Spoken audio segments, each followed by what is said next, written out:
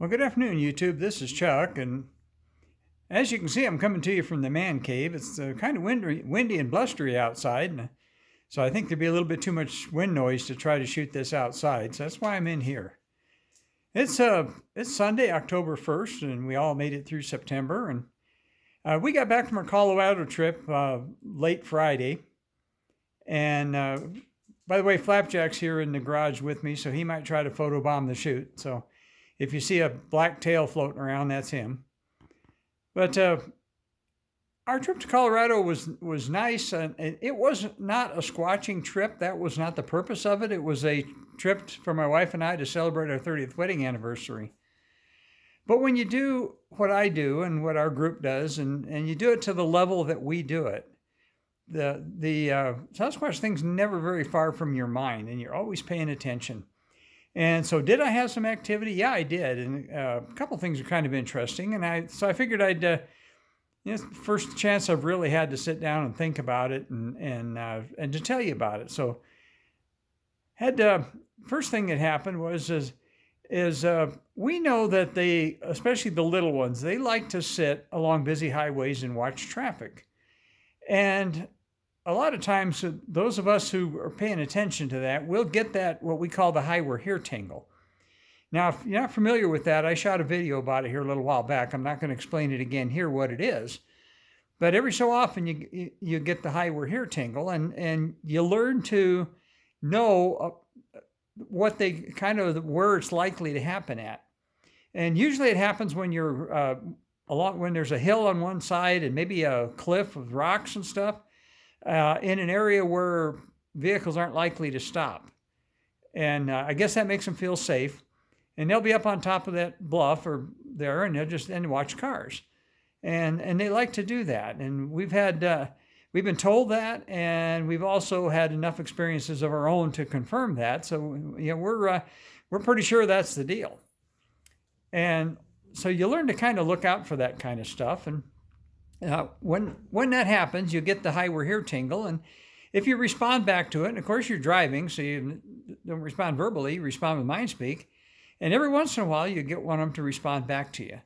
Now, the young ones aren't supposed to talk to us, but like being kids, they're not that much different than human kids, and being kids, they'll do it sometimes. And so first thing that happened on this trip was going up through the pine tree belt when we were headed up from Payson, up through Heber Overguard and across to Holbrook. Had a couple of times I got the little tingle, and nothing particularly came of it. But I got up on I-40, and you would think that I-40, it's a really busy highway, and most of it's wide open country up there until you get up around Flagstaff. And the area between where we got on at Holbrook and on the way over to Gallup, New Mexico, it's pretty open. There's not a lot of areas where there's a lot of trees or anything like this. And but we got into an area east of Sanders, between Sanders and Houck, Arizona. There's an area in there where it goes through a real rocky section along the riverbed. The river's called the Rio Porco. And there's another wash called Corino Wash that intersects there. And the eastbound and westbound lanes of I-40 are a ways apart, at least 100 yards or so, maybe a little better. And we were driving through there 65 mile an hour, and the speed limit there is 75, but I don't drive that fast, and I think 65 is as fast as I need to go towing my trailer. So anyway, I'm coming across there, and by golly, on the south side, across on the other side of the Rio Porco is a little hill with a little set of rock cliffs on it. And I got the "hi, we're here" tingle from that little set of rock cliffs in it. And so I responded back. I said, "Hey, I feel that. You can make that stronger if you like. I know you're there." And what I got in return, and I've had this happen before, so I recognize it, is a sense of excitement along with a sense of confusion. And what that is the little young ones.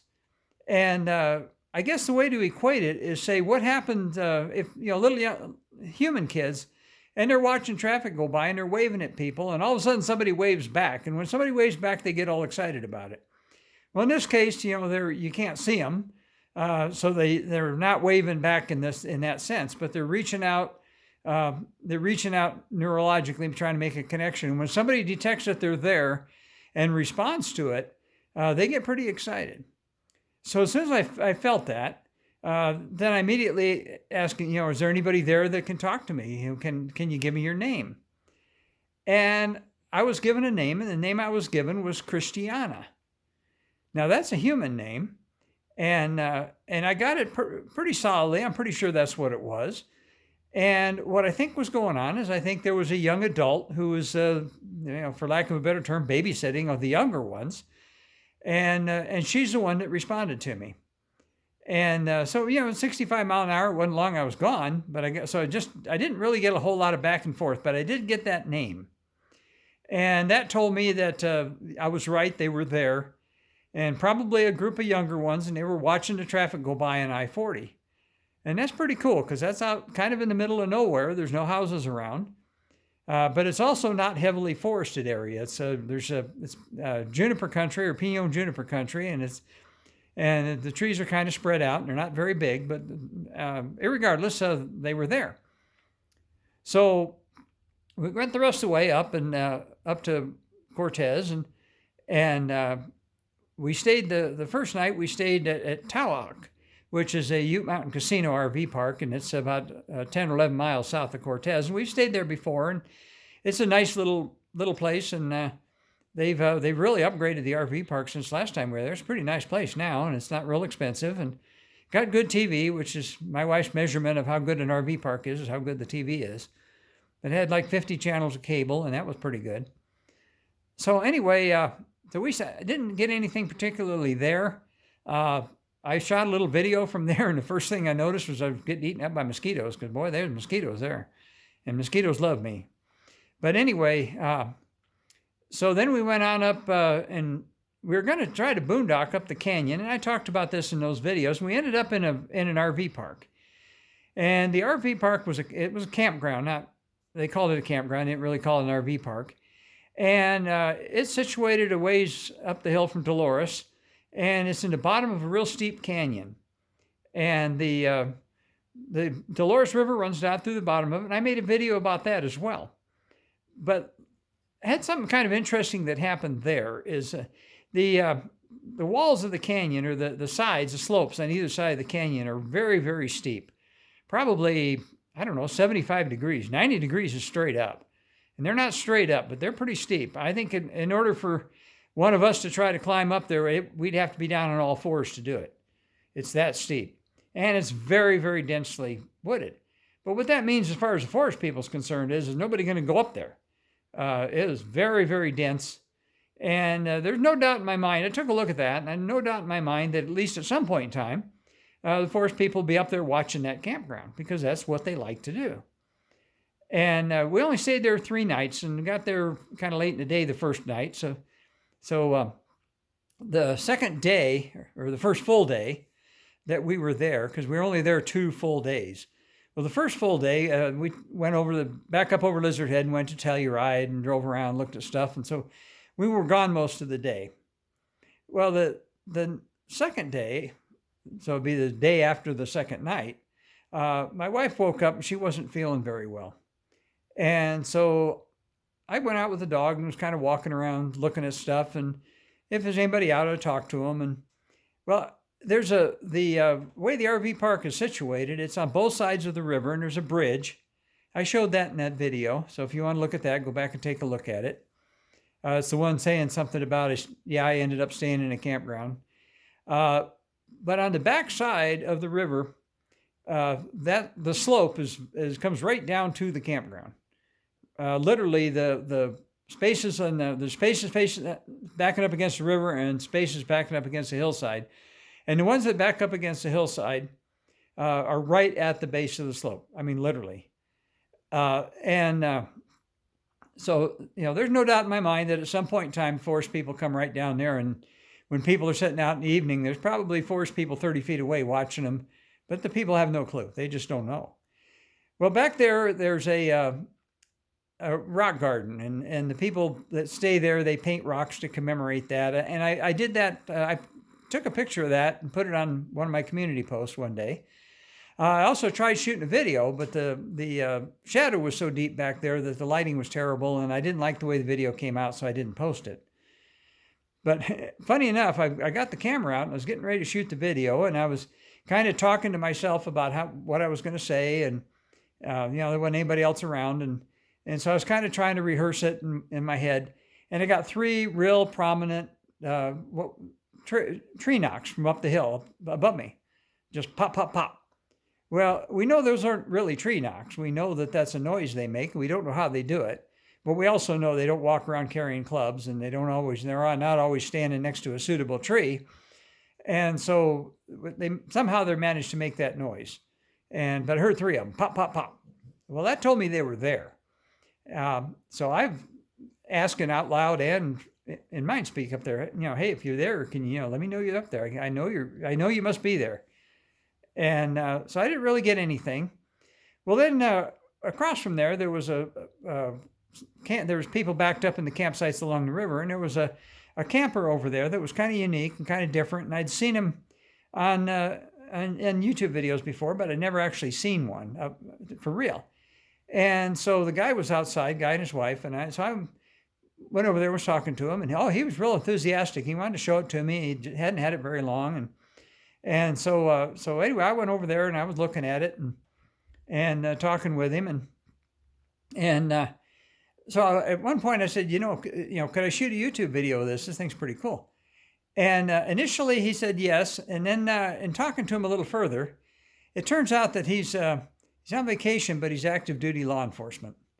And the more we talked about it, the more we decided maybe it would not be a good idea to shoot that, because he'd been involved in some pretty high level drug stuff, and he'd worked undercover and stuff like that. And he thought, there's not a lot of people watch my channel, but if the wrong person watched it, it might tell him a little bit more about him than he'd want him to know. So, he and I kind of came up with that idea at the same time, and I respect that. And so I said, no, okay, we won't do that. But in the course of talking with him, he's a real friendly guy. And when he found out I was a retired fire, we were talking shop. And he'd worked all over the country at various locations. And so he was kind of familiar with some of the places I was familiar with.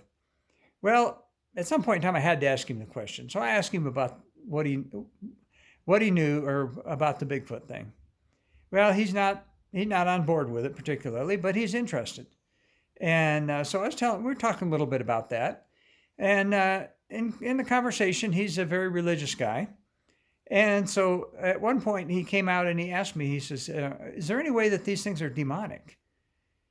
And so I started telling him about some of the experiences that I had that proved to me that they're not demonic, that they're very, very spiritual, and they believe in the Almighty.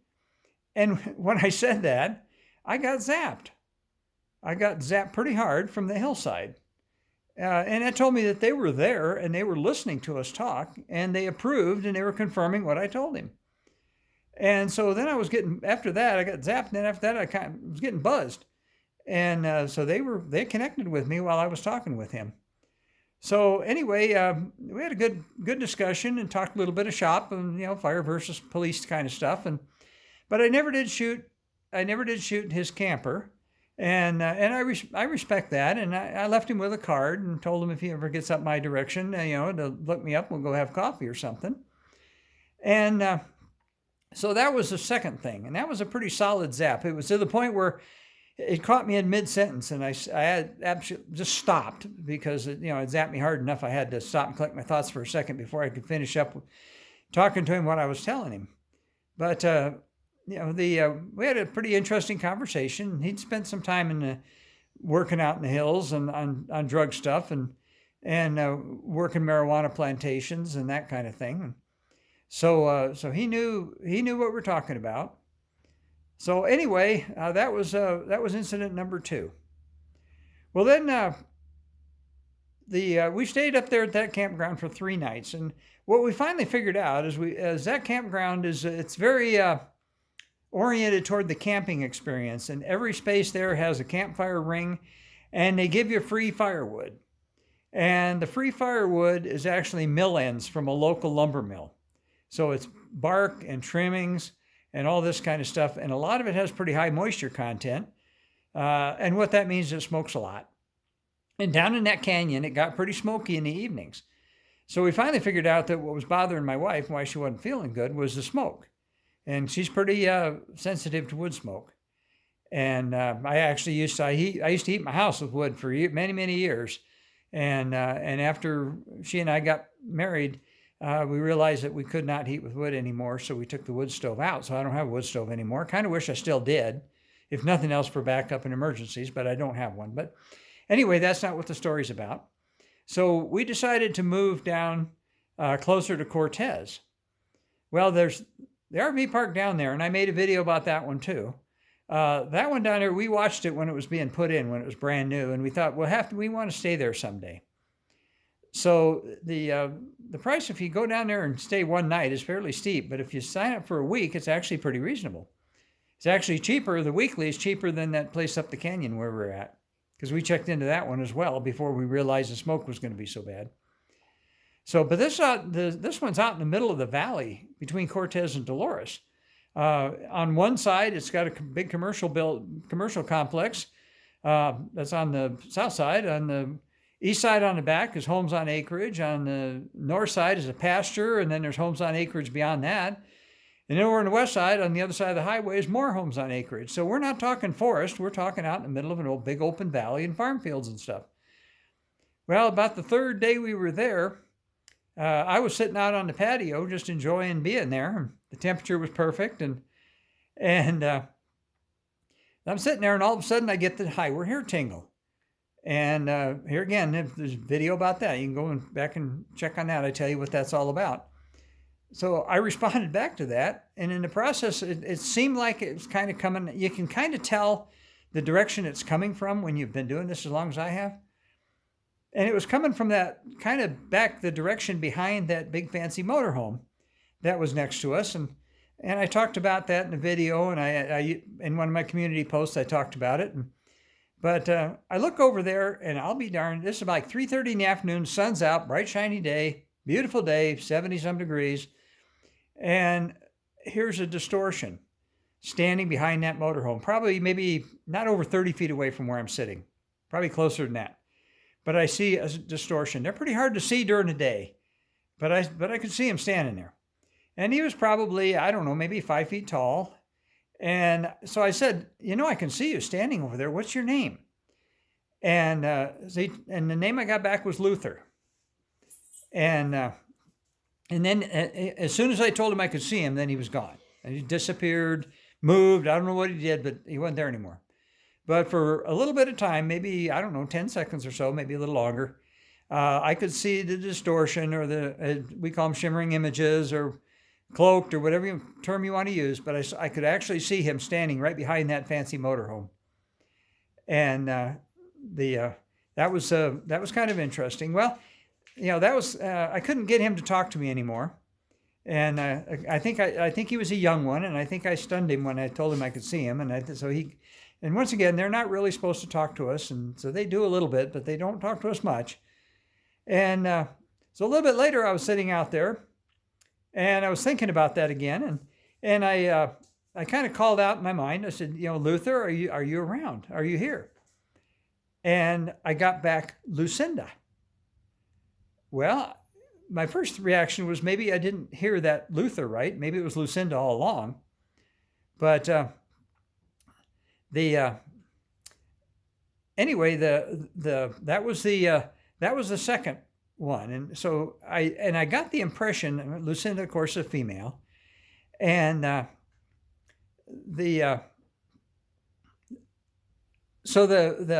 got the impression that maybe that she was a little older, and maybe she might have even been Luther's older sister or something, and I got the impression maybe that Luther went back and told her and said, "Hey, this guy knows we're here. He said he could see me." And so she came back to check it out. That was the impression that I got. And so anyway, that was the second one, or third one, I mean. And so we'll fast forward, and then we went up to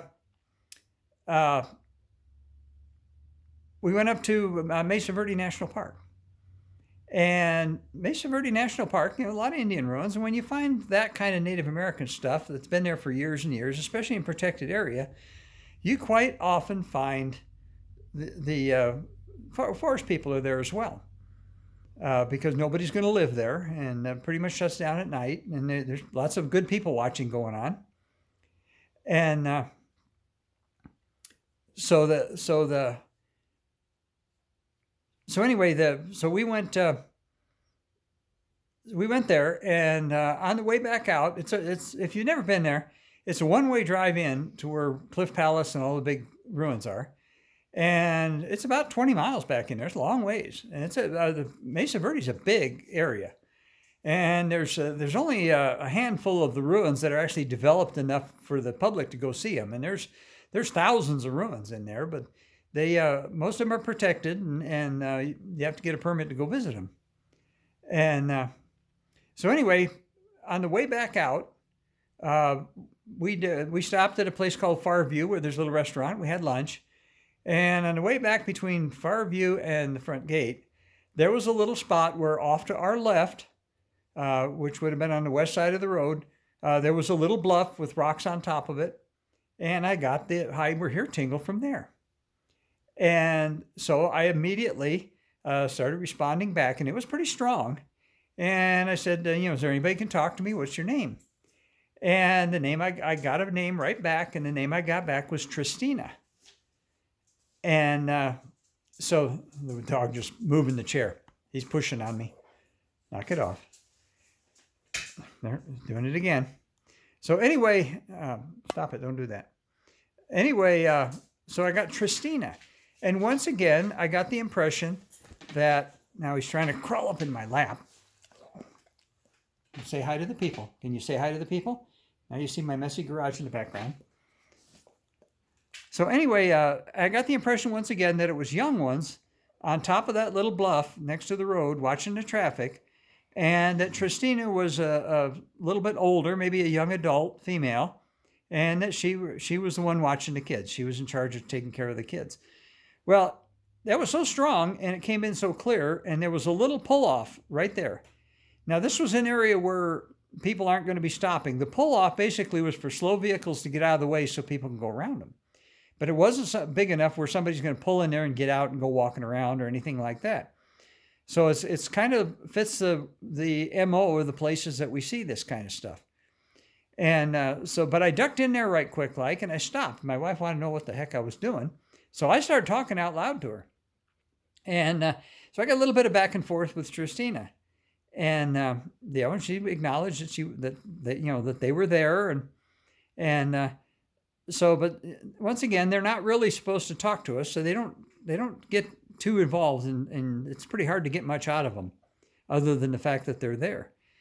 And so I went ahead and pulled back out and started driving down the road, and they came with me, or at least somebody came with me, because I had this. I don't know whether it was her or whether it was a different one, but somebody was with me. And we drove for about another mile or so, and then there's a little side road that goes off to a high point, which is where there's a fire lookout, and it's called Park Point. And I included part of that in my Mesa Verde National Park tour video, if you want to go back and look at that. Well, when I got to the parking lot there at Park Point, and I pulled in there, and my wife was going to stay in the truck, and I was going to walk up to the lookout tower, and I was going to shoot a little snippet for the video. As soon as I got the handle out, and as soon as I got my camera out, the phone, to shoot that snippet, then whoever was there with me was gone. Just boom, they were gone. But they stayed with me probably for, I'd say, at least a couple of miles, and riding in the vehicle, or however you want to say it. And once again, as I always tell you, you can take it or leave it, whatever I tell you. But they were whoever that was with me for that about a 2-mile period. But as soon as I got the camera out that I was going to start filming, then they were immediately gone. And I felt that when they left. And so when I got out of the vehicle, before I actually turned the camera on, I said, "Hey, I'm just going to shoot video of this, and I'm shooting video of the view. I'm not trying to catch you guys. I'd never do that. As I made him a promise that I would never try to catch him on film." So that was 4 episodes and 4 names. So I had Christiana, Luther, Lucinda, and Tristina, which is kind of interesting that all three of the female names ended in A. Now, I've talked before about names in one of my other videos, and we think that they kind of pick nicknames for themselves, and that the names that they gave me may not be their real names. They choose nicknames. Their real names might be something that's complicated enough or maybe even something we can't pronounce. And so I think sometimes they pick names that we would recognize. They pick human names as nicknames. And I've run into that before. So, so did I have activity in Colorado? Yeah, I did. Was I really looking for it? No, I wasn't really looking for it. Are there Sasquatch people in Colorado? Oh, yeah. Colorado is an extremely active area. I would love to go up there sometime to be able to spend time and do some, sit out some evenings, because I'm sure they're there. I'm sure there's places where the human activity there has caused them not to like us a whole lot. And so as a result, the elders will be in the real remote areas and trying to stay away from us. But as we've learned, the young ones, the middle-aged ones, the ones that are in their 30s, 40s, and 50s are a little bit more tolerant of us. And the little ones, like little human kids, kids are kids, and they like to watch us. They like to watch people, and they like to watch vehicles go by, and they like to watch traffic. And, when I was up in northern Idaho, I had that little one tell me that they like to watch the trains, and that was the cutest thing. She a little one, probably 4 to 6 years old, little girl named Sisha, and she came right out and said, it was mind speak, but it was just clear as a bell, like a little girl, and said, we like to watch the trains. And that was the cutest darn thing. And so that's my report and my activity from Colorado. This is the second take on this. I messed up the first take, and so I think I got it this time. I'm going to go in and review it and see if I think it's worthwhile, and I'll upload it to you all. So I'll tell you, as I always do, I'll tell you to take care of each other, love each other. I got old Flapjack right here and trying to be a lap dog. Flapjack, say hi to the people. Say hello. And so right now, I'll just tell you I'll be back again with another one on another subject. Right now, I'm just going to tell you peace out, and we'll be back again soon.